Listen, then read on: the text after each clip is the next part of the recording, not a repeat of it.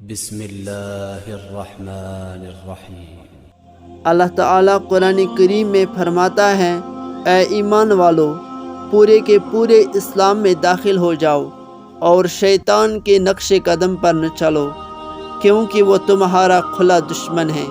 پھر اگر روشن دلائل آ جانے کے بعد بھی تم پھسل گئے تو یاد رکھو کہ اللہ زبردست حکمت بھی رکھتا ہے اور وہ یہ بھی خوب جانتا ہے کہ اپنے مجرموں کو سزا کس طرح دینی ہے۔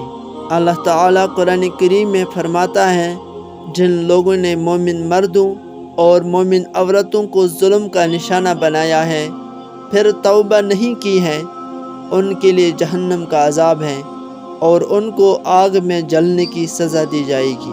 اللہ کسی کے ساتھ ہوئی زیادتی کو کبھی بھی رائے گاہ نہیں جانے دیتا۔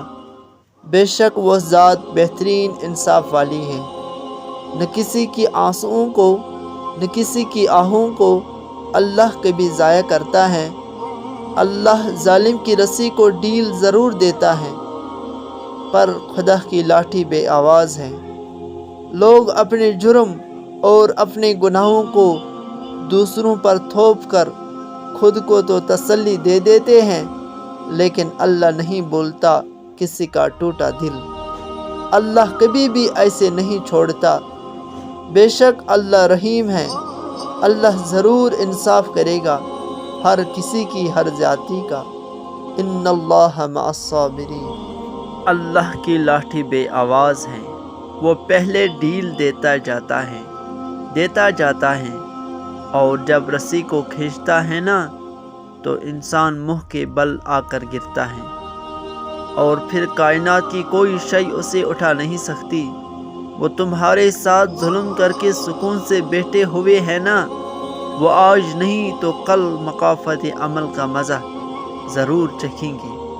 اللہ نے انسان کا ضمیر بہت سچا بنایا ہے، یہ ہر بار ہر گناہ پر ایک دستک دیتا ہے کہ رک جاؤ، ابھی بھی وقت ہے، پلٹ آؤ اپنے رب کی طرف۔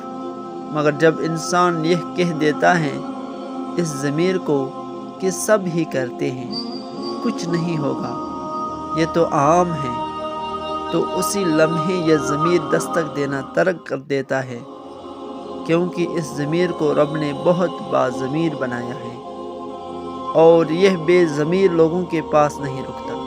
اللہ تعالیٰ قرآن کریم میں فرماتا ہے، اس سے بڑا ظالم کون ہوگا جس کو اللہ تعالیٰ کی نشانیوں کے ذریعے سمجھایا جائے اور پھر بھی وہ اس پر عمل نہ کرے اور اپنی حالت پر قائم رہے۔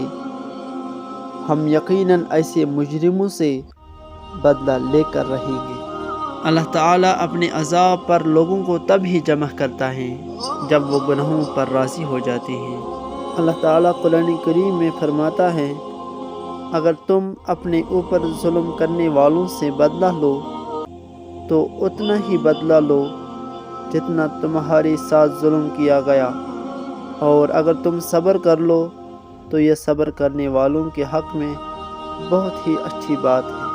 فرمانی مصطفیٰ صلی اللہ علیہ وسلم، جس نے اپنے اوپر ظلم کرنے والے کے خلاف بد دعا کی، اس نے اپنا بدلہ لے لیا۔ تم سوچتے ہو کہ تاخیر کا مطلب ناممکن ہے، حالانکہ تاخیر تو اللہ کی مہلت ہوتی ہے تاکہ تم اسے اپنی رضا کے لیے منا سکو۔